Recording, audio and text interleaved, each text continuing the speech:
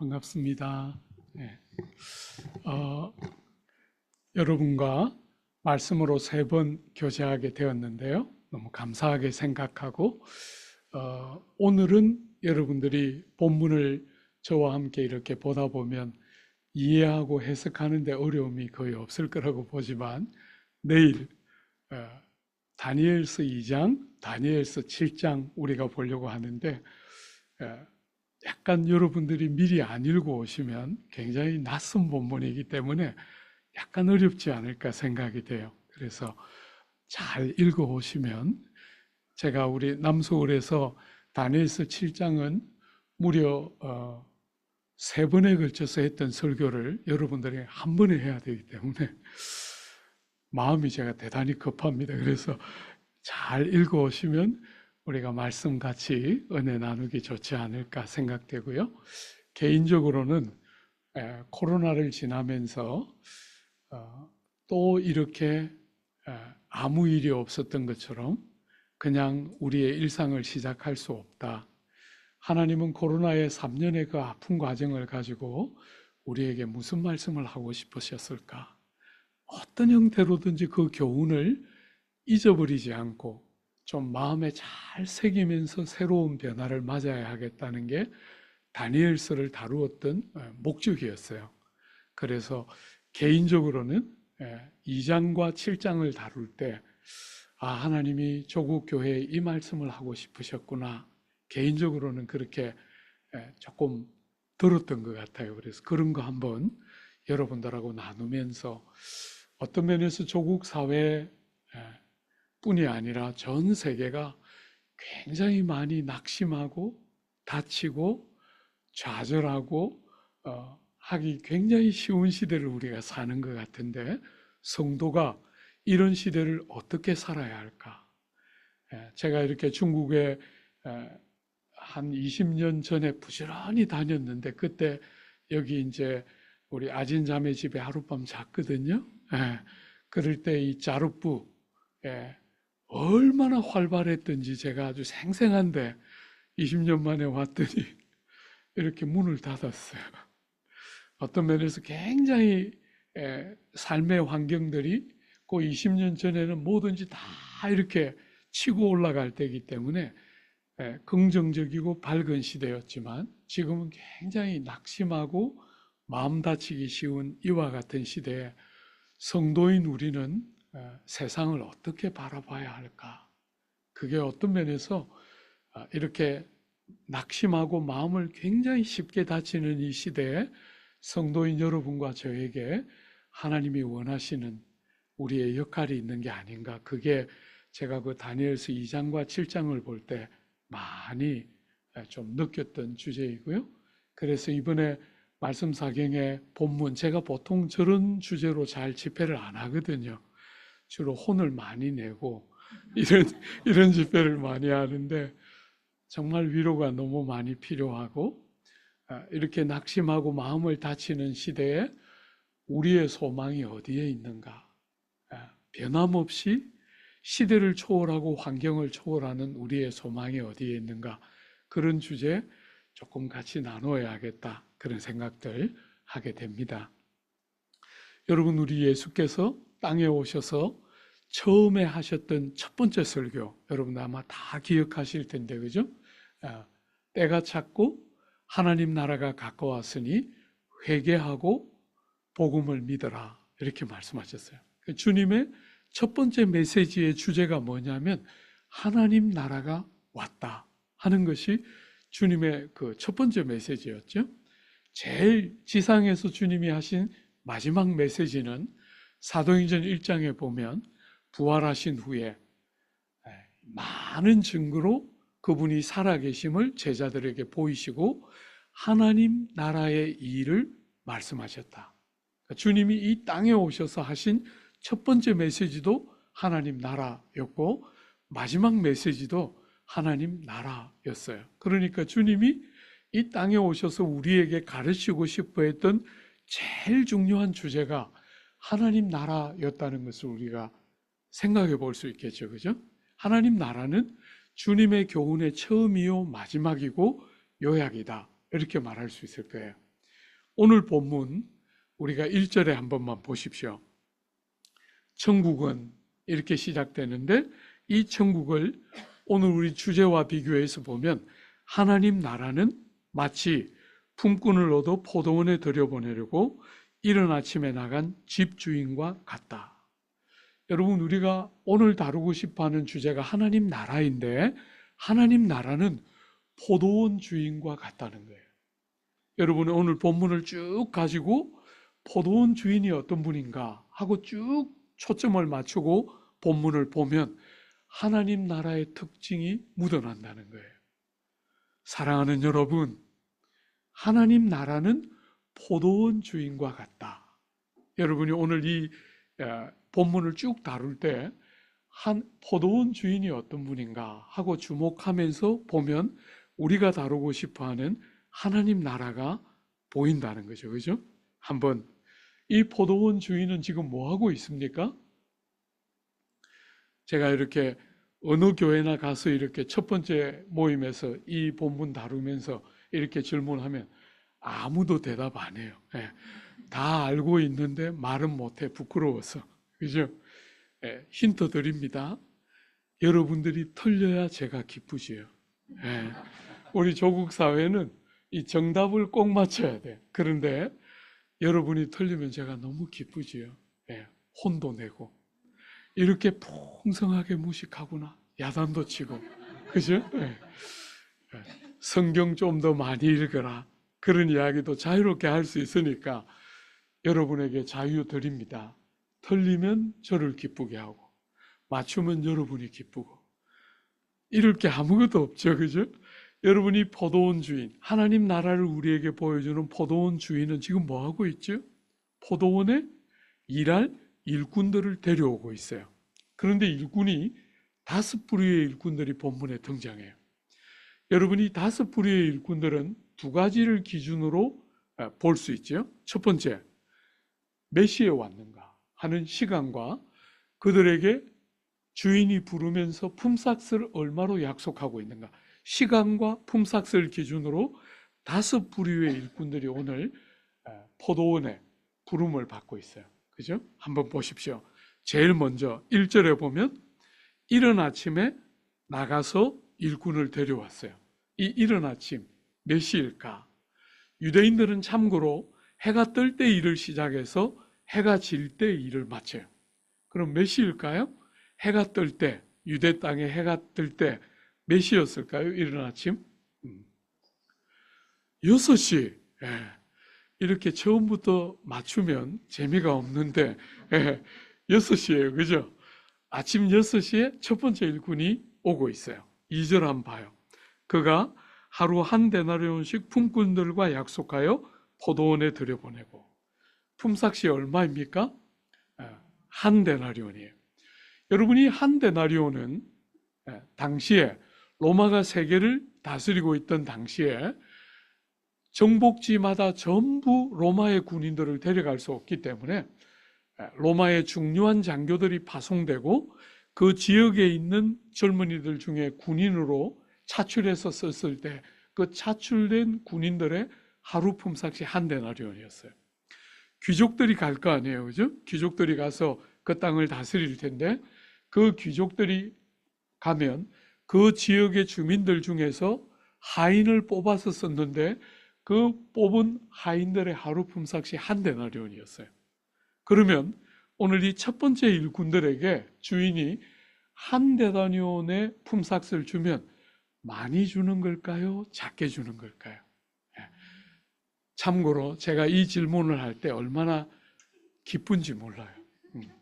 여러분을 꼴려줄 생각을 하니까 여러분들이 생각할 때 적절하다 이렇게 말하면 제일 정답이 될 텐데 제가 예제를 둘만 줬어요. 많이 주는 걸까? 작게 주는 걸까? 답은 틀림없이 둘 중에 하나예요. 여러분 많이 주는 걸까요? 작게 주는 걸까요? 많이. 왜요? 답은 말할 수 있는데 설명은 못해. 이게 우리 조국 사회의 교육의 이 모순이죠. 답은 맞죠. 그런데 설명은 못해. 왜 많이 주는 거죠? 그래서 제가 통쾌한 거예요. 예. 여러분, 이 지금 군인들이나 하인들은 오늘 우리말로 하면 어떤 노동자에 해당되고 포도원에 있는 일꾼은 어떤 노동자일까요? 말하자면 요즘 이 하인들이나 군인들은 요즘 우리말로 하면 정규직 노동자예요. 그죠? 매일같이 출근해서 고용되어 있는 일꾼들인데 이 포도원에 있는 일꾼들은 전부 비정규직이에요. 그죠? 그날 다른 일꾼들을 데려다 썼는데 이 포도원 일꾼들에게 한 데나리온을 주는 거니까 많이 주는 거죠. 그죠? 아주 풍성하게 많은 임금을 주고 있는 거예요. 두 번째 한번 보십시오. 여러분 3절에 보면 제3시에 나가보니 장터에 놀고 서 있는 사람들이 또 있는지라 그들에게 이르되 너희도 포도원에 들어가라 내가 너희에게 상당하게 주리라 하니 그들이 가고 3시면 몇 시입니까? 9시입니다. 그죠? 9시에도 나가보니 일꾼들이 여전히 있어서 그 일꾼들을 또 데려왔어요. 품삯이 얼마입니까? 네. 한번 좀 더 크게 한번 해봐요. 네. 품삯이 얼마죠? 한 데나리온. 그렇게 해야 저를 기쁘게 하는 거죠. 네. 여러분은 뒤에 거를 읽었기 때문에 한 데나리온하고 답이 나왔어요. 그런데 사랑하는 여러분, 하나님 나라를 보여주는 포도원 주인은 뭐라고 말했습니까? 상당하게 주리라. 여러분이 성경을 읽을 때 이렇게 읽어야 돼요. 그죠? 본문이 뭐라고 말하는가? 우리는 성경을 읽을 때 굉장히 자주 선입견을 가지고 읽게 돼요. 제가 목회를 지금 40년, 85년부터 시작해서 40년째 하고 있는데 제가 늘 목회를 하는 지역마다 노래가 뭐냐면 성경 읽어야 한다 하는 게 노래예요. 근데 너무 안 읽어요. 조국 교회 제일 문제는 신앙생활을 30년, 40년 하는데도 성경을 안 읽기 때문에 성경이 뭐라 말하는지를 너무 몰라요. 그런데 아주 드물게 목사님이 저렇게 말씀하시니까 나도 성경 읽어야지 하고 읽는 분들이 간혹 있어요. 그런데 그분들조차도 성경을 본문이 뭐라 말하나 하고 읽는 게 아니고 선입견을 가지고 자꾸 성경을 읽기 때문에 안 바뀌는 거예요. 신앙생활을 아무리 길게 해도 변화가 안 돼요. 사실 하나님의 말씀은 성경은 하나님의 말씀이기 때문에 본문이 말하는 대로 읽으면 안 바뀔 수가 없어요. 그런데도 많은 사람들이 변화가 더디다 하는 이유가 뭐예요? 본문을 내가 가지고 있는 선입견을 따라 읽기 때문에 많은 경우에 실패하는 거예요. 그죠? 그러니까 여러분들이 본문을 읽을 때 품삯이 얼마입니까? 할 때 여러분들이 포도원 주인이 말한 대로 읽어야 하는 거죠. 그죠? 상당하게 주리라. 얼마인지를 정확하게 말은 안 했지만 상당하게 일한 것에 조금도 부족함이 없도록 섭섭하지 않도록 상당하게 주리라. 주인이 그렇게 말했죠. 한번 세 번째 일꾼 한번 보세요. 5절에 보면 제6시와 제9시에 또 나아가 그와 같이 하고 12시와 오후 3시에 가서 그와 같이 했어요. 어떻게 한 거예요? 상당하게 주리라 이렇게 하고 데려왔겠죠. 그죠? 그렇게 네 번째 일꾼까지 그렇게 딱 왔는데 이 본문을 해석하는 굉장히 중요한 이제 일꾼이 등장해요. 여러분 한번 보십시오. 6절에 제11시에도 나가보니 11시면 몇 시입니까? 네, 오후 5시예요. 해가 뜰 때 일을 시작해서 해가 질 때 일을 마치니까 이 사람들은 얼마 일할 수 있는 사람이에요? 제일 길게 일하면 1시간 일할 수 있는 사람이에요. 그죠? 여러분, 이 사람들에게는 다른 일꾼에게 묻지 않은 질문이 들어있어요. 여러분이 본문을 읽을 때 이런 것들은 주목해서 볼 필요가 있겠죠. 그죠? 다른 일꾼들에게는 하지 않은 질문이 들어있어요. 한번 보세요. 6절에 이르되 너희는 어찌하여 종일토록 놀고 여기 서 있느냐. 종일토록. 왜 너희들은 일 안 하고 하루 종일 지금까지 여기 있느냐 이렇게 물었어요. 그랬더니 이 일꾼들이 뭐라고 대답했습니까? 7절에 보면 이르되 우리를 품꾼으로 쓰는 이가 없음이니이다. 여러분, 오늘 이 오후 5시에 있는 이 일꾼들은 일하고 싶은 사람입니까? 아닙니까? 너무나 일하고 싶은데 아무도 일꾼으로 불러주지 않아요. 왜 그랬을까? 왜 사람들이 이 오후 5시에 있는 일꾼들을 일꾼으로 불러주지 않았을까? 본문이 침묵하고 있기 때문에 어떻다 하고 단정적으로 말할 수는 없지만 추론은 해볼 수 있겠죠. 그죠? 왜 이 사람들을 다른 주인들은 일꾼으로 안 불렀을까? 어떤 사람일까요? 제가 어디 가서 이 질문을 했더니 일을 못하게 생겨서 안 불러갔다는 거예요. 어떻게 생기면 일을 못하게 생긴 거예요? 말하자면 나이가 좀 많아서 포도원에서 하는 그 수고로운 일을 감당하기가 어렵게 생겼을 수 있겠죠. 그죠? 나이가 좀 많은 일꾼이었을 가능성. 또 어떻게 생기면 일을 못하게 생길 것 같아요? 약간 체구가 너무 작았, 혹은 너무 좀 죄송하지만 장애가 있었을지도 모르겠어요. 그죠? 어쨌거나 이 오후 5시에 있는 일꾼들은 아무도 일꾼으로 불러가지 않았어요.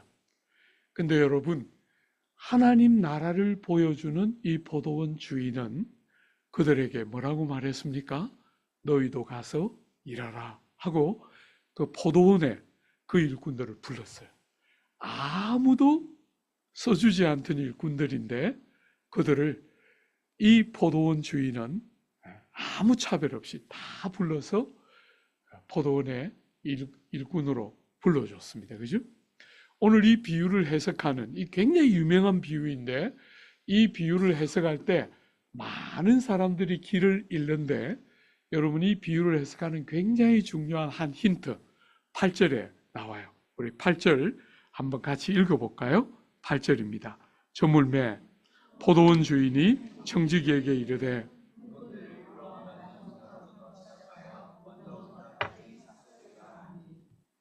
이 비유를 해석하는 중요한 첫 번째 힌트 8절에 등장하는데 뭐가 힌트일까요? 그죠? 왜 그게 중요한 힌트입니까? 그 시대나 우리 시대나 품삯을 누구에게 일당을 지불할 때 누구에게 제일 먼저 줬을까요? 먼저 온 자, 혹은 많이 일한 자, 혹은 공을 많이 세운 자에게 품삯을 먼저 주는 게 당시나 지금이나 세상의 보편적인 원리였어요. 일을 많이 한 사람이 품삯을 먼저 받는 게 일반적인 원리였는데 이 포도원 주인, 하나님 나라를 보여주는 포도원 주인은 그 세상의 일반적인 원리를 정면에서 뒤집었어요. 여러분이 이 본문을 해석하는 중요한 키 중에 하나예요. 하나님 나라가 어떤가? 여러분, 하나님 나라는 세상 나라와 너무 달라요. 내일 우리가 11시 예배 때 한번 볼 거예요. 하나님 나라와 세상 나라가 어떻게 다른가? 집중적으로 볼 텐데 오늘 여러분들이 한 가지만 주목해서 봐야 해요. 하나님 나라는 세상 나라와 다른데 정면에서 세상의 가치를 뒤집었는데 그게 뭘까? 그게 뭘까? 제가 이렇게 목회자로서 40년 이렇게 목회를 쭉 달려왔는데 조국 교회가 제일 못 살리는 부분, 우리가 예수를 믿어 하나님을 믿는 백성이 되고 성도가 되면 세상과 너무 다르다는 것을 살려내지를 못하는, 사랑하는 여러분, 세상 사람들이 다 원하는 가치, 이 땅을 살면서 이건 정말 가치 있는 거야. 이건 정말 중요한 거야. 이건 우리 삶의 가장 우선적인 거야. 이렇게 생각하는 세상 사람들의 가치와 성도들의 가치가 너무 다르지 않기 때문에 오늘 조국교회가 이렇게 많이 조국 땅으로부터 욕을 듣고 손가락질을 받는다. 이렇게 엄청난 덩치를 가지고 여러분, 제가 이렇게 어쩌다가 한 번씩 외국에 이렇게 나와보면 조국 땅처럼 십자가가 곳곳에 있는 나라는 정말 쉽지가 않아요. 그런데 이렇게 많은 교회와 전 세계가 깜짝 놀랄 만한 규모를 가지고 있는 교회들이 수두룩함에도 불구하고 조국 교회가 힘 한 번 못 쓰고 주저앉기 시작하는 이유는 다름이 뭔지를 정확하게 구별하고 드러내지 못했기 때문에. 사랑하는 여러분, 세상의 가치와 이 하나님 나라의 가치가 완전히 다른데 조국 교회는 오랫동안 세상이 가치롭다고 생각하는 것을 교회도 똑같이 가치롭다고 가르쳤기 때문에 그 일에 조국 교회는 여러 번 실패했기 때문에 오늘 우리의 이 아픈 고통들을 우리는 겪고 있다, 그렇게 생각이 돼요. 영국에 유학을 하고 한국 땅으로 돌아왔을 때 2000년에 돌아왔는데 여러분, 그때 제 눈에 제일 성가셨던 것 중에 하나는 땅은 좁은데 차는 너무 크다. 제가 조국 땅에 딱 돌아와서 제일 먼저 느꼈던 불편함은 왜 이렇게 큰 차들이 많을까? 영국은 정말 큰 차들이 그렇게 많지가 않아요. 우리 조국 땅보다 거의 제가 볼 때 한 2배 반. 전체 영토의 사이즈는 그렇게 크지 않는데 산이 거의 없는 나라이기 때문에 그냥 조국보다 거의 한 2배 반 정도 큰 규모의 땅인데 정말 차들이 그렇게 크다는 느낌이 없이 살다가 한국에 딱 돌아왔을 때 차들이 왜 이렇게 큰가 너무 성가셨어요.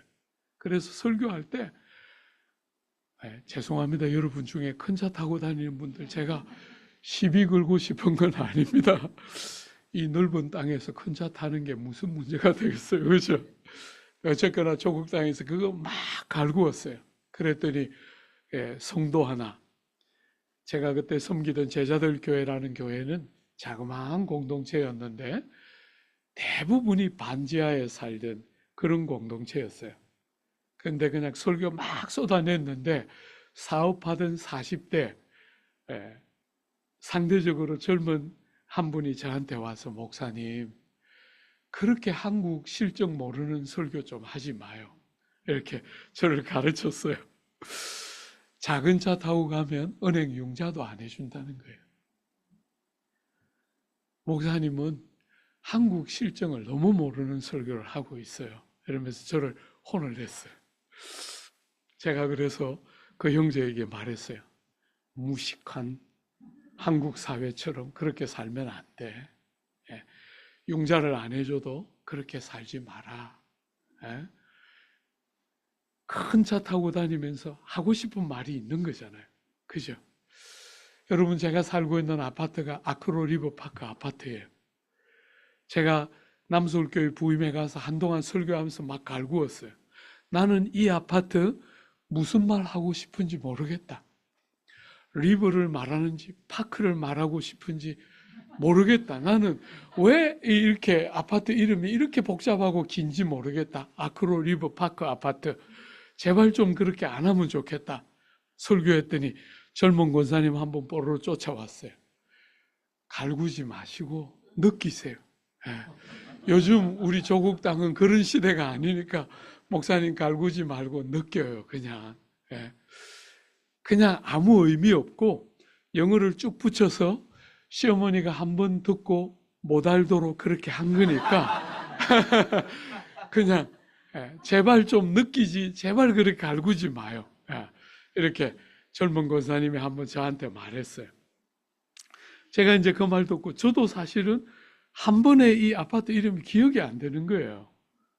그래서 이제 집회 가서 밖에 나가서 우리 교회에서는 하기 어려우니까 밖에 나가서 이 아크로 리버 파크 아파트 난 불편해 죽겠다. 이걸 좀 반포 아파트로 바꾸면 얼마나 좋냐. 탁 들으면 대번에 기억나고. 그랬더니 젊은 여집사 하나, 그 교회의 젊은 여집사 하나 뽀로로 쫓아왔어. 아이, 목사님, 올드 버전이에요.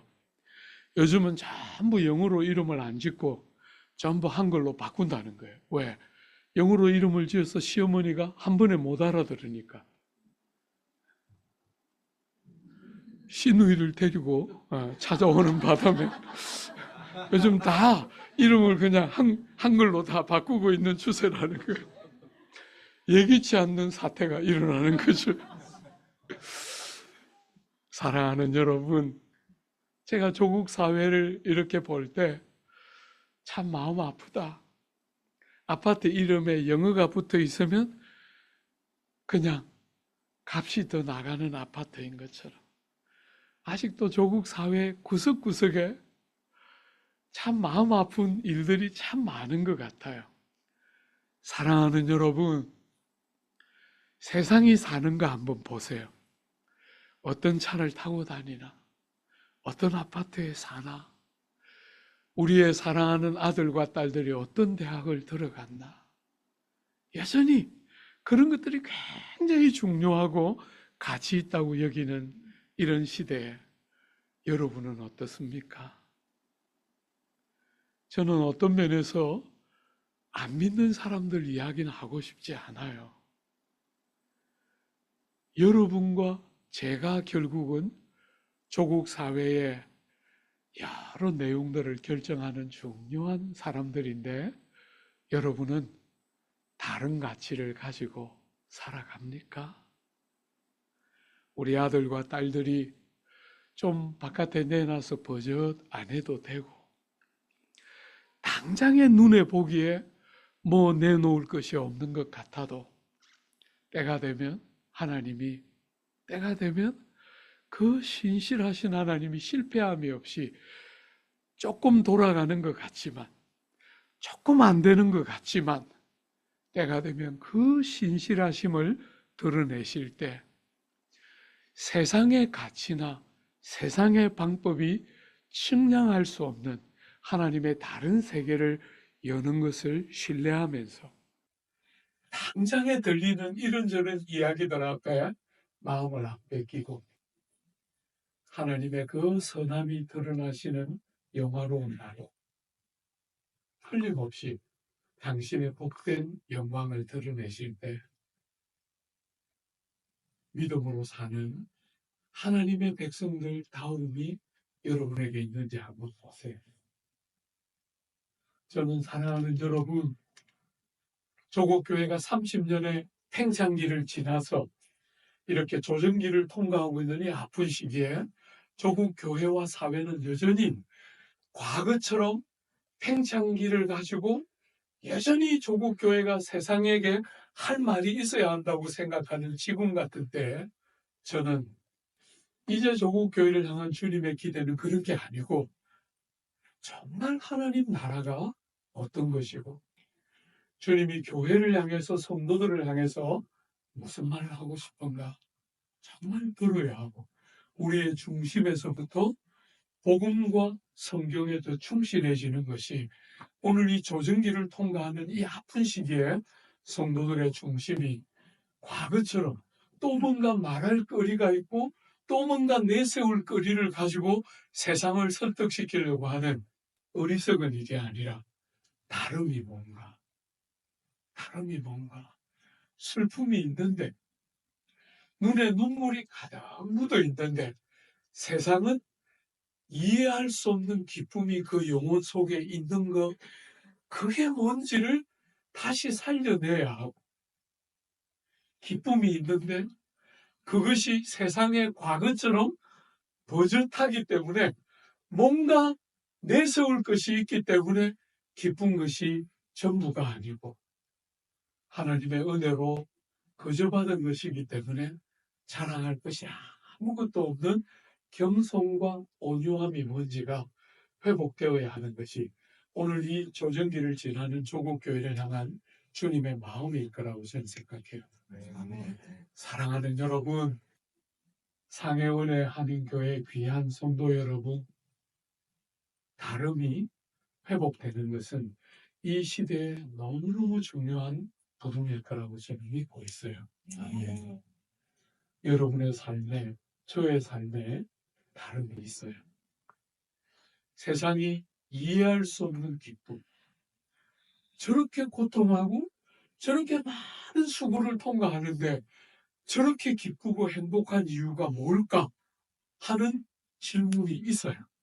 저렇게 모든 것들이 잘 되는 것 같은데 저렇게 겸손하고 저렇게 마음이 따뜻하고 온유한 이유가 뭘까 하는 것들이 있어요.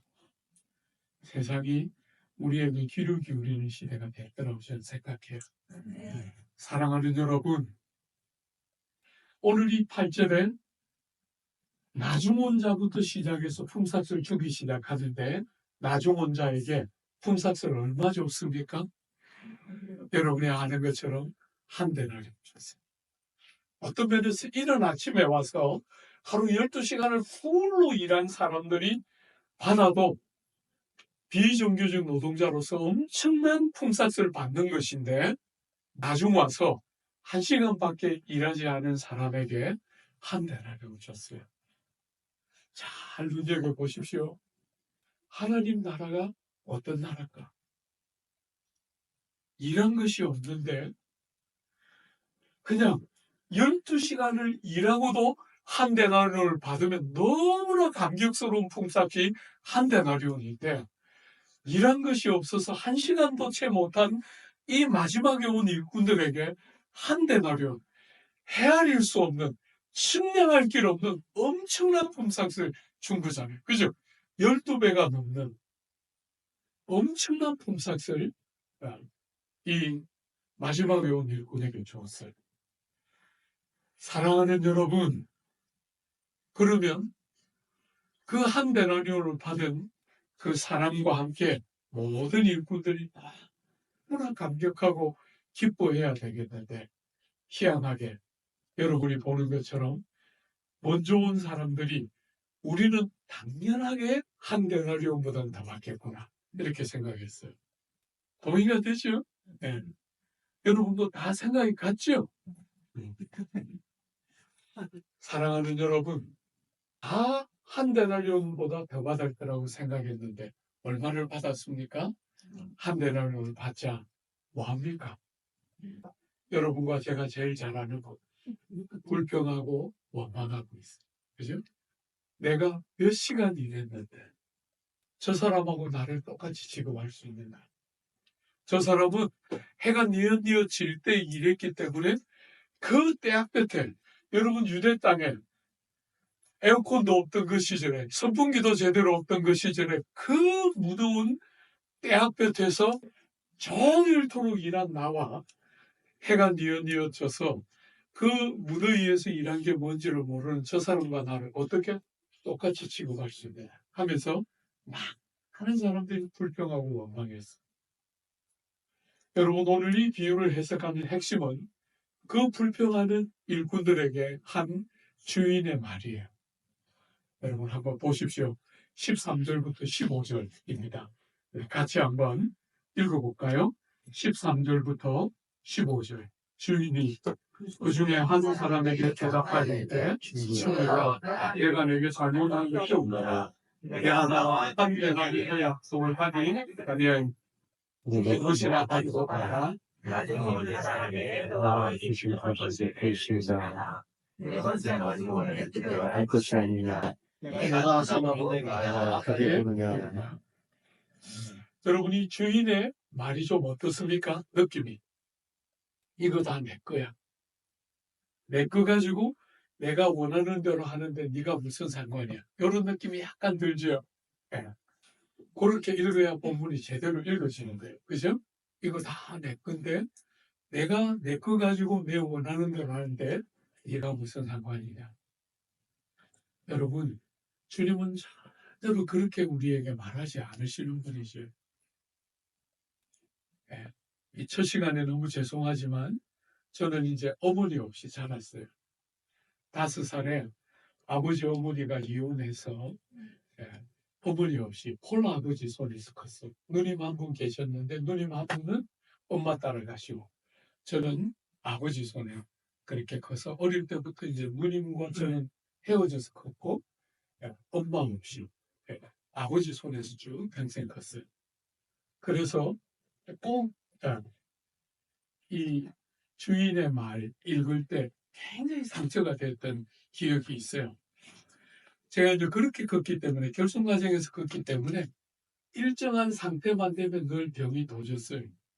늘 그러면 그렇지. 나 같은 것을 늘 그렇게 컸어요. 상당한 세월 동안 20대, 30대, 40대 초중반까지 상당한 세월 동안 삶의 시련이 오거나 아픔이 있거나 문제가 생기거나 좌절이 올 때 늘 병이 고질병처럼 도졌어요. 우리 사회, 집안이 좋다, 부모가 훌륭하다, 선생을 잘 만났다 이런 신화들이 가득한 조국 땅에서 자라면서 부모도 잘 만났다 할 수 없는 거잖아요. 그죠? 네. 그리고 좋은 선생도 그런 가정에서 큰 저에게도 좋은 선생도 그렇게 많지 않은 그런 환경에서 쭉 컸기 때문에 삶의 시련이 이렇게 딱 닥치면 늘 마음의 고질병처럼 그러면 그렇지. 하나님이 나 같은 것을 늘 그렇게 느꼈어요. 사랑하는 여러분, 이 본문이 여러분과 저에게 약간은 우리의 과거의 아픈 상처나 우리의 많은 실패들을 헤집어내는 것 같이. 그래서 하나님이 어떤 사람에게는 선대하지만 어떤 사람은 차별하시는 것처럼 그런 느낌을 굉장히 강하게 그런 느낌을 주지만 사랑하는 여러분, 성경은 아주 단호하게 말하기를 하나님은 절대로 우리를 그렇게 차별하지 않으시지. 그죠? 상한 갈대를 꺾지 않으시고 꺼져가는 심지를 절대로 끄지 않으시고 우리의 작은 신음에도 응답하시고 반응하시는 하나님. 사랑하는 여러분, 차별하는 것이 아니에요. 우리가 익숙하게 자랄 때 겪었던 것처럼 세상의 가치를 따라 귀하게 여기는 하나님의 백성이 따로 있고 아무렇게나 여김받는 하나님의 백성이 따로 있는 것, 그런 이야기를 하는 것이 전혀 아니죠. 여러분이 이렇게 낯설고 불편하게 느껴지는 이 본문의 내용은 우리가 익숙해져 있는 세상의 질서와 다르기 때문에 하나님 나라의 질서는 세상의 질서와 너무 다르기 때문에 본문이 낯설고 불편한 것이지 우리가 세상에서 경험하고 살아가는 무수한 경험처럼 하나님이 너까지 있게 무슨 상관이야. 내가 원하는 대로 하는데 너까지 있게 무슨 상관이야.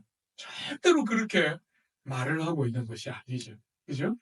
다른 질서의 낯섦과 다름이 만드는 불편함이 우리에게 있는 것이죠. 그게 지금 이 비유의 지금 핵심입니다. 무슨 말을 하고 싶었을까? 주인이 이렇게 불평하는 무수한 사람들에게 무슨 말을 하고 싶어 했을까? 여러분, 한번 그 질문에 대답하기 위해서 질문을 2번만 한번 더 해봐요. 첫 번째, 이렇게 많은 일꾼들이 불평하고 있는데 받아야 할 정당한 품삯을 받지 못한 일꾼이 있습니까? 없습니까? 적어도 모든 일꾼이 받아야 할 정당한 목 이상을 다 받았어요. 그죠? 그런데 이렇게 많은 사람들이 지금 불평하고 있는 거거든요. 여러분들이 많은 사람들이 불평하고 있지만 사실은 정당한 품삯을 받지 않은 사람은 아무도 없어요. 적어도 제일 먼저 와서 한 대단위로 약속을 받았던 그 사람들조차도 약속된 대로 받은 거죠. 나머지는 말할 수도 없이 전부 정당한 목 이상을 다 받았는데 이렇게 불평하고 있는 거잖아요. 원망하고 있는. 여러분, 이 일이 정말 가능한 거예요? 하나님 나라는 어떤 나라일까? 오늘 본문이 말하는 하나님 나라는 모든 일꾼들이 받아야 할 정당한 목 이상을 다 받는 나라가 하나님 나라예요. 세상 나라는 여러분 제가 이렇게 세상을 쭉 살고 액면가는 70이 넘어 보이죠? 아직까지 70은 안 됐어요. 어쨌거나 60은 지났어요. 사랑하는 여러분, 이만큼 세상을 살고 세상을 딱 보니까 세상이 훨씬 잘 보여요.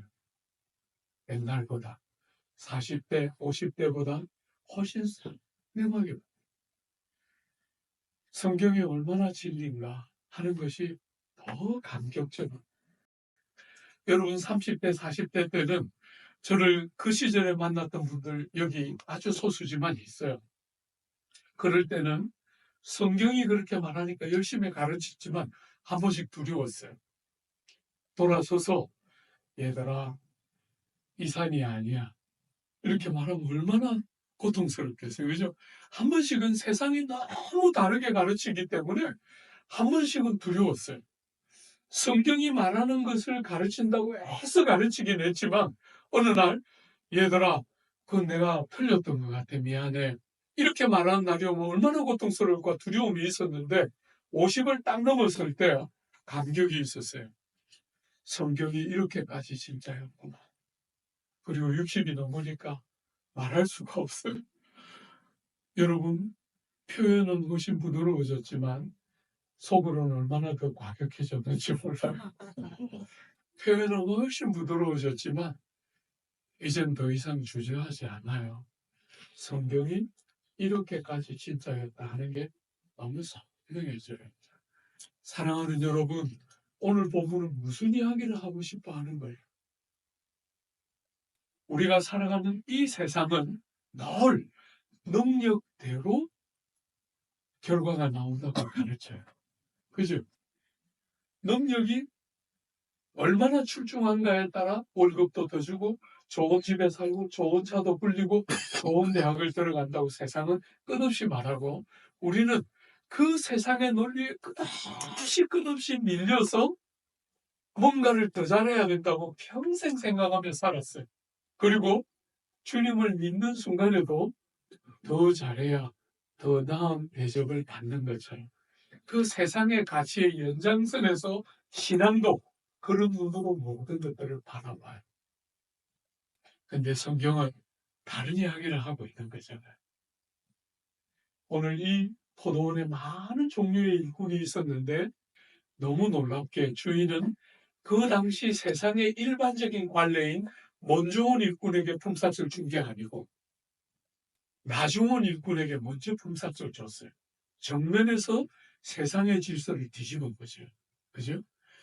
많이 일한 사람, 공을 많이 세운 사람, 능력이 출중한 사람, 그런 것이 세상의 신화인데 하나님 나라는 정면에서 뒤집었어요. 늦게 왔는데 한때로 어려움을 받았어요. 일한 것이 아무것도 없는데 한때로. 어떻게 하나님 나라는 이렇게 모든 일꾼들이 약속된 것보다 더 많은 품삯을 받는 것이 가능할까요? 이건 그냥 여러분이 듣기 좋은 이야기를 하는 게 아니라 정말 성경이 힘주어서 말하고 싶어하는 핵심인데 어떻게 이런 일이 가능했을까요? 모든 일꾼들이 일한 것보다 더 많이 받는 일이 어떻게 가능하게 생겼을까? 누가 손해를 봤지요? 핵심이 거기 있는 거죠. 그죠?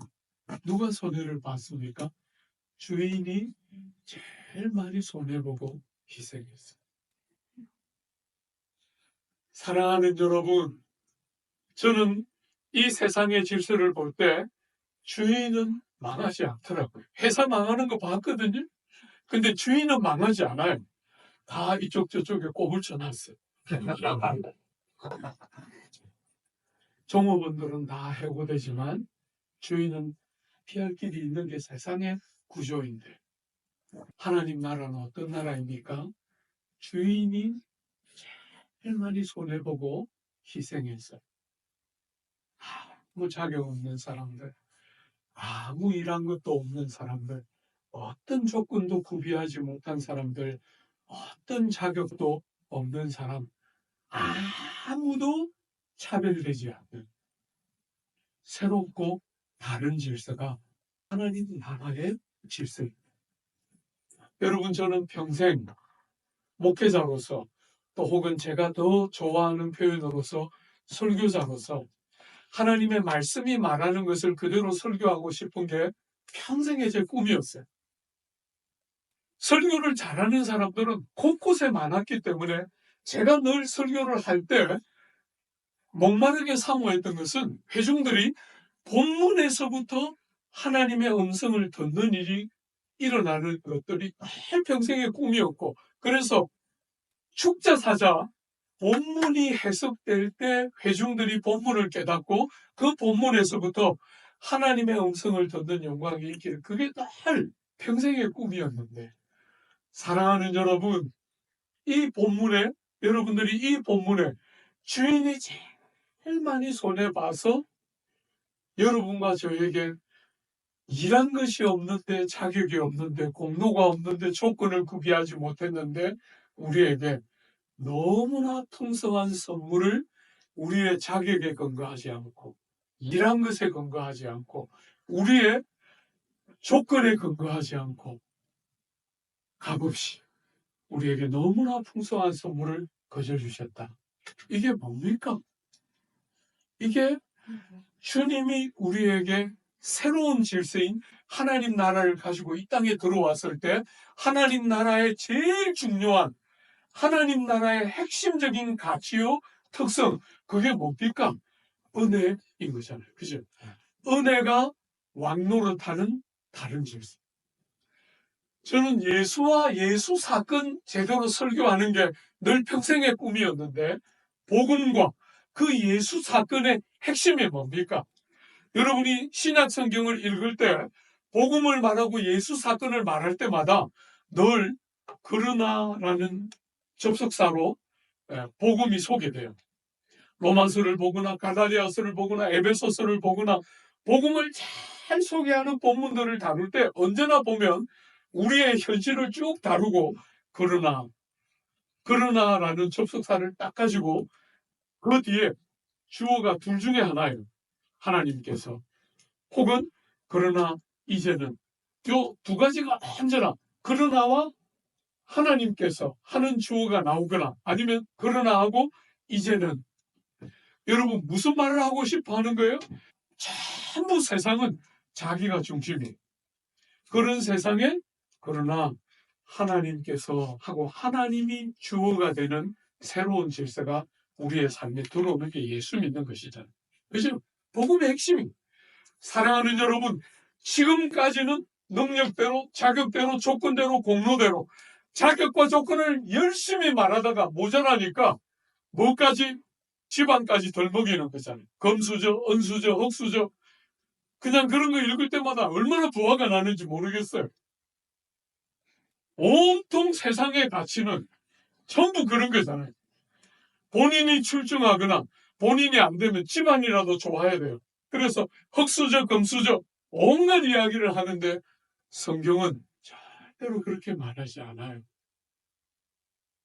사랑하는 여러분, 세상이 끝없이 그렇게 말하는 이유는 자격과 조건과 공로와 끝없이 그런 것들을 요구하는 세상과 다르게 하나님 나라는 당신이 제일 많이 손해보고 희생하기 때문에 여러분과 저에게는 아무것도 기대하고 요구할 필요가 없는 거예요. 그죠?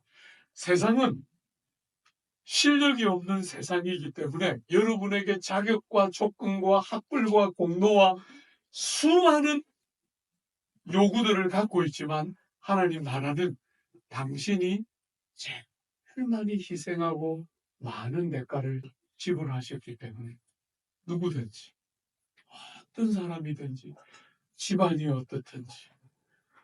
여러분, 화씨 봤어요? 화씨? 제가 이 성이 굉장히 독특한 성이잖아요. 그죠? 그러니까 제가 이렇게 집회를 가면 한문 좀 하시는 어른들이 물어요. 본이 어디십니까? 이렇게 묻습니다. 예. 그럼 제가 늘 대답해요. 아브라함 화십니다. 족보에 말할 게 없어요. 무술입니다. 무술이. 예. 무술이가 박역끝의 박씨를 만나서 왕족의 아내를 만나서 결혼해서 살고 있어요. 예. 사랑하는 여러분, 온통 세상은 전부 자격과 조건인데 하나님 나라는 여러분이 어떻게 컸는가? 여러분이 어떤 자질의 사람인가? 여러분의 집안이 어떤가?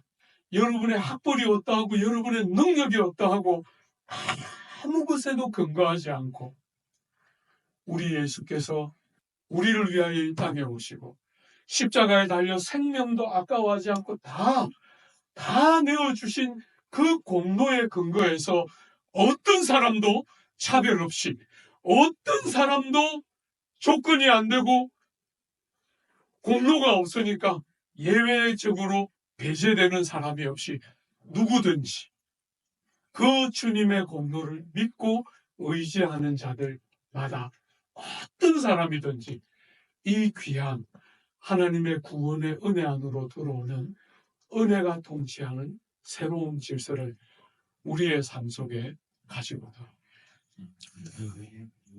사랑하는 여러분, 첫 만남인데 여러분들에게 한번 물어보고 싶어요. 여러분을 지배하는 가치는 무엇입니까? 세상처럼 여러분의 실력을 다 쌓아서 세상이 여러분들에게 질문할 때 이분은 정말 훌륭한 분이구나. 이런 것들을 말하고 싶어 하는 겁니까? 아니면 여러분들 세상이 원하는 기준으로 볼 때 아무것도 없는데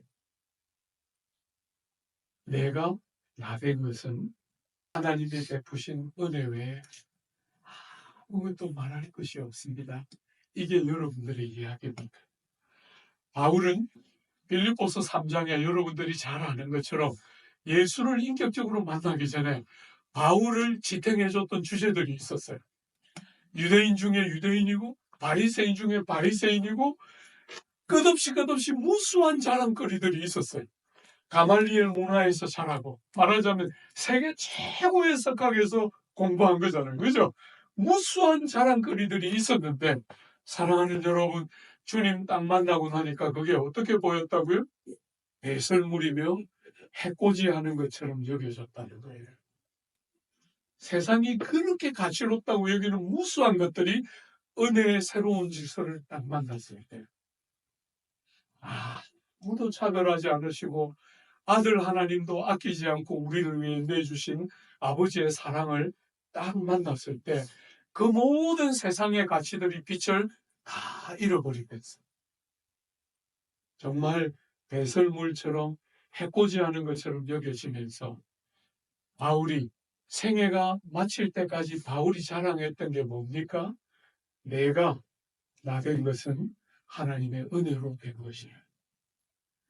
주 안에 사랑하는 여러분, 여러분이 남들이 다 인정할 만한 자리에 있을 때 은혜입니다. 이렇게 형식적으로 말을 해야 한다는 게 아니라 여러분의 삶의 고통과 탄식과 눈물이 있는 자리를 통과할 때 여러분의 신세한탄과 끝없이 그러면 그렇지 나까지 것을 하나님이 선대할 이유가 없으시지 이렇게 좌절하고 낙심천만한 자리에 있을 때 사랑하는 여러분, 여러분을 붙들어내는 게 뭡니까?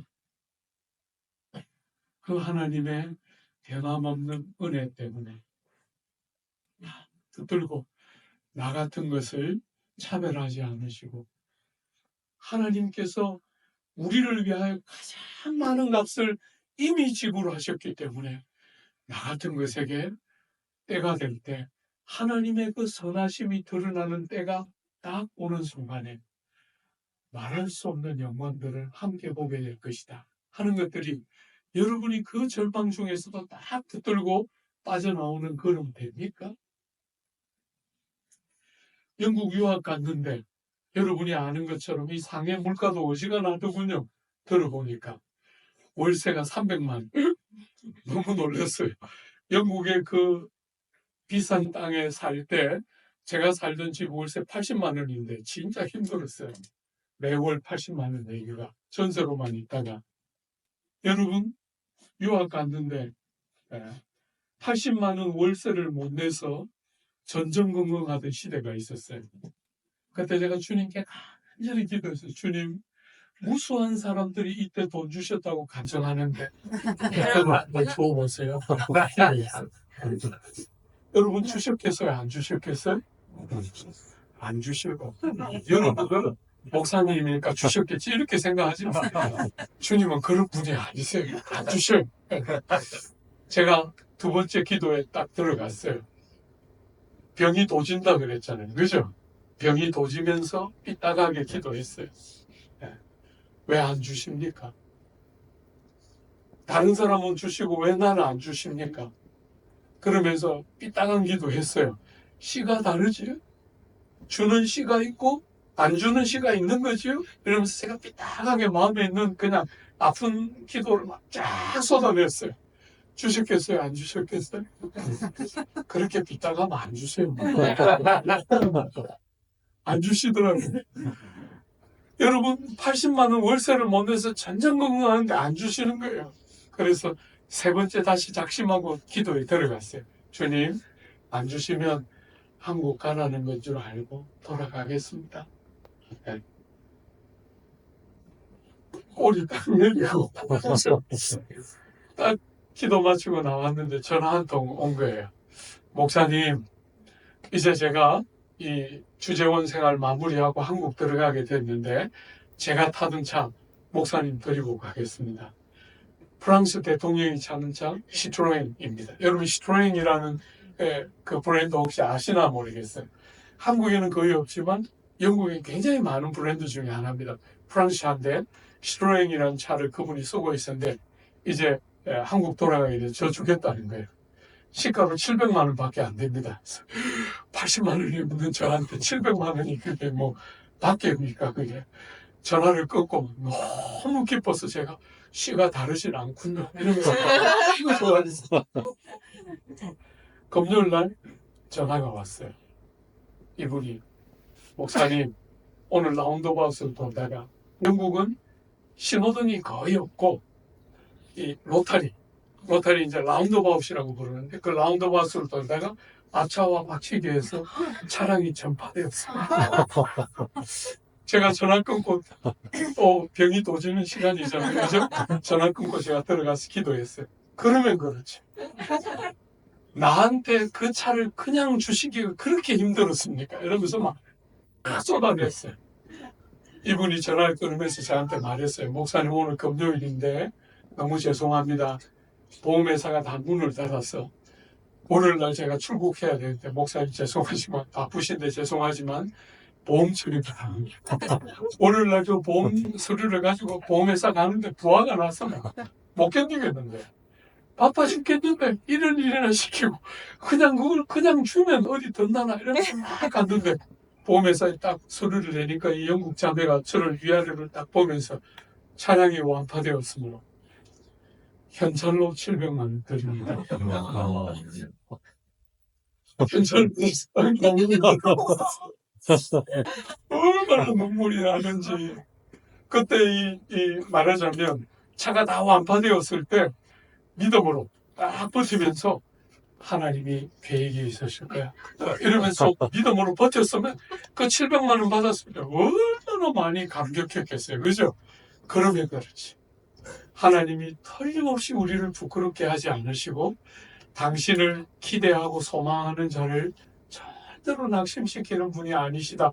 믿어도 틀림없이 되는데 너무나 어리석게도 병이 도지고 세상을 살면서 세상의 방식에 익숙해져 있는 우리의 삶에 낙심이 오고 절망이 올 때마다 우리는 불평하고 원망을 쏟아내는 거죠. 그죠? 그분이 제일 많이 희생하셨는데도 우리는 끝없이 세상의 가치를 가지고 하나님이 선대하는 자가 있고 어렵게 하는 자가 있는 것처럼 낙심하고 불평하는 저에게 그 700만 원 현찰을 딱 받아 나오는데 할 말이 아무것도 없고, 목사라는 게 이렇게 믿음도 없고, 낙심할 때 그냥 불평하고, 어려울 때 그냥 원망하는 이 끝없는 이 배역함이 그냥 적나라하게 다 드러나는 그 아픈 그런 무자격한 그에게 하나님은 변함없이 일하고 계시다는 게 얼마나 선명하게 대조가 되었는지 모르겠어요. 사랑하는 여러분, 우리는 끝없이 예수 믿는다고 말하면서 세상과 똑같은 논리와 구조, 하나님의 아들이 이 땅에 오시면서 세상이 상상하지 못하는 새로운 질서를 가져온 거잖아요. 은혜가 왕노릇하는 다른 질서. 여러분, 우리는 여전히 땅에 살면서 여전히 무수한 신하들, 능력, 성공, 블루오션을 개척하는 무수한 신하들이 판을 치는 세상에 몸을 담고 있지만, 여러분과 저는 이 세상 속에 몸을 담고 있으면서도 다른 질서가 왔다는 것. 어떤 사람도 차별하지 않으시고 당신의 가장 많은 희생의 근거에서 우리를 선대하시는 아버지의 새로운 질서가 우리의 삶 속에 들어왔고, 우리는 이 눈물 많고 이 아픔 많은 세상을 여전히 살아가지만 다른 질서가 우리의 삶을 움직이는 핵심적인 가치요 힘인 줄 다 알고 그것을 살아내고 그것을 드러내면서 살도록 부름받은 것이 여러분과 저예요. 아멘. 때로는 형통한 중에, 때로는 아픔과 눈물이 있는 중에 어떤 삶의 자리에서도 그렇게 사는 백성을 보고 싶어 하는 거죠. 여러분 가운데 혹시나 눈치가 빠른 분들은 제가 오늘 읽은 본문 다 다루었어요. 그죠? 그런데 고의적이고 의도적으로 안 다루고 있는 본문이 있어요. 그게 뭐예요? 제일 처음과 제일 마지막을 안 다루고 있어요. 왜냐하면 우리가 쭉 다룬 이 비유는 제일 처음에 나오는 것과 제일 마지막에 나오는 이 교훈을 위한 비유일 거예요. 그죠? 그러니까 핵심이 뭐예요? 제일 중요한 핵심이 제일 처음에 나오고 제일 마지막에 나오는 이 비슷해 보이는 본문이에요. 한 번만 같이 읽어볼까요? 19장 30절이에요. 그러나 먼저 된 자부터 낮아지고 나중된 자부터 먼저 된 자가 많으니라. 16절에 이와 같이 나중된 자로서 먼저 되고 먼저 된 자로서 나중되게. 사랑하는 여러분, 조금 쉽게 요약해보면 많은 꼴찌들이 첫째가 되고 많은 첫째들이 꼴찌가 된다는 거예요. 세상의 기준으로 볼 때 첫째 같은데 하나님 나라의 기준으로 볼 때 뭐라고요? 꼴찌라는 거예요. 세상의 기준으로 꼴찌 같아 보이는데 하나님 나라의 기준으로 첫째라는 거예요. 사랑하는 여러분, 무슨 이야기를 하고 싶어 하는 것입니까? 앞에 19장 앞부분에 부자 청년에 대한 이야기가 나와요. 부자 청년이 선생이여 내가 어찌하여야 영생을 얻으리까? 이렇게 묻자 주님이 말했어요. 두 번째 돌판에 나오는 모든 이야기, 이웃들을 어떻게 대하고 이웃들에게 어떻게 행동해야 되는지에 대한 이야기 쭉 했는데 이 부자 청년 가문이 대답했어요. 어려서부터 다 지켰습니다. 그러자 주님이 뭐라고 말씀하셨어요? 너에게 한 가지 부족한 것이 있다. 이 부자 청년은 어떤 사람입니까? 부자예요, 부자. 관원입니다. 그런데 두 번째 돌판을 한마디로 딱 요약하기를 내 이웃을 내 몸처럼 사랑하라 하고 요약해 주셨는데 이웃을 몸처럼 사랑하는데 돈을 한 번도 흘려보내본 적은 없어요. 그래서 주님이 네가 가지고 있는 거 다 팔아서 이웃들에게 나누고 나를 쫓으라 이렇게 가르치자 이 부자 청년 간원이 돈이 많음으로 근심하며 떠나갔어요. 그러자 주님 뭐라고 말씀하셨어요? 얘들아, 부자가 천국에 들어가는 것은 낙타가 바늘길을 통과하는 것보다 더 어렵다. 이렇게 말씀하셨어요. 여러분, 당시 세계는 부자는 하나님의 축복을 받은 상징이에요. 그런데 부자가 천국에 들어가는 것은 낙타가 바늘길을 통과하는 것보다 더 어렵다는 거예요. 베드로가 깜짝 놀랐어요. 주님, 우리는 다 버리고 주님을 따랐는데 우리는 뭘 얻겠습니까? 이렇게 물었어요. 그러자 주님이 대답하셨어요. 나를 위하여 부모와 친척과 또 집과 모든 가산을 잃은 자마다 여러 배를 받을 것이요. 정말 많은 하나님의 축복에 대한 약속을 하시고, 그 다음에 오늘 본문 하신 거예요. 그러나 나중된 자가 먼저 될 것이요. 먼저 된 자로서 나중될 자가 많으니라. 무슨 이야기를 하는 거예요? 세상처럼 나는 몇 시간 일했습니다. 나는 얼마나 수고했습니다. 그거 붙들고 있는 자들은, 사랑하는 여러분, 첫째 같아 보이는데, 세상적으로 무수한 이야기거리들이 있는 것 같아 보이는데 어느 날 꼴찌로 드러난다는 거예요. 아무것도 모르는 것이죠. 은혜가 통치하는 새로운 질서가 왔는데 그 영광이 뭔지, 그 감격이 뭔지, 그 부요가 뭔지 아무것도 모르고 여전히 세상처럼 내가 일한 거, 내가 이룬 거, 내가 성취한 거, 그거밖에 없다는 거예요. 그런데 사랑하는 여러분, 은혜가 뭔지를 알고 일한 것이 아무것도 없는데도 그분이 우리에게 주신 것이 뭔지를 알고 많은 수고가 왜 없었겠어요? 그죠?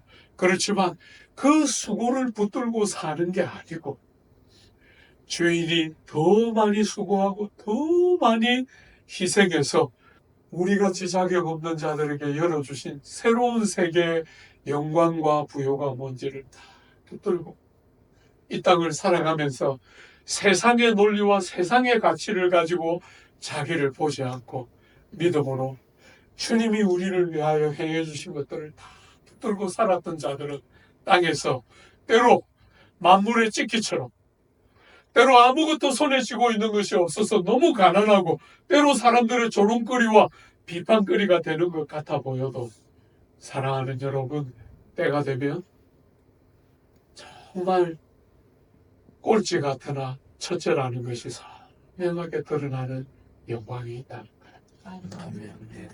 사랑하는 여러분, 여러분의 신앙생활 어떻게 신앙생활하고 삽니까? 세상의 논리와 똑같이 신앙생활합니까? 아니면 세상을 거스르는 나름이 여러분의 삶에 있습니까? 은혜가 통치하는 새로운 질서. 우리 주님께서 이 땅에 오신 그 질서를 성경은 이렇게 말했어요. 요한복음 1장에 말씀이 육신이 되어 우리 가운데 거하심에 우리가 그의 영광을 보니 아버지의 독생자의 영광이요 은혜와 진리가 충만하더라. 우리가 다 그의 충만한 데서 받으니 은혜 위에 은혜로라. 율법은 모세로 말미암아 주어진 것이요 은혜와 진리는 예수 그리스도로 말미암아 온 것이라. 고린도후서의 사도 바울은 이렇게 말했죠. 우리가 하나님과 함께 일하는 자로서 너희를 권하노니 하나님의 은혜를 헛되이 받지 말라. 이르시되 내가 은혜 베풀 때에 너희에게 듣고 구원의 날에 너를 도왔다 하셨으니 보라 지금은 은혜 받을 만한 때요 보라 지금은 구원의 날이로다. 사랑하는 여러분, 여러분이 삶에 어떤 경험을 하고 지나갈지라도 보라 지금은 은혜 받을 만한 때요 보라 지금은 구원의 날이로다. 사랑하는 여러분, 절대로 이 은혜를 베푸시는 복된 때에 세상의 방식대로 살지 않고 은혜 받을 때요 구원받은 이 복된 때에 여러분 모두의 삶에 은혜가 풍성하게 간증되고 드러나고 누려지는 복된 성도의 삶 다 살아내 주시기를 기대하고 축복합니다. 아멘. 같이 한번 기도할까요?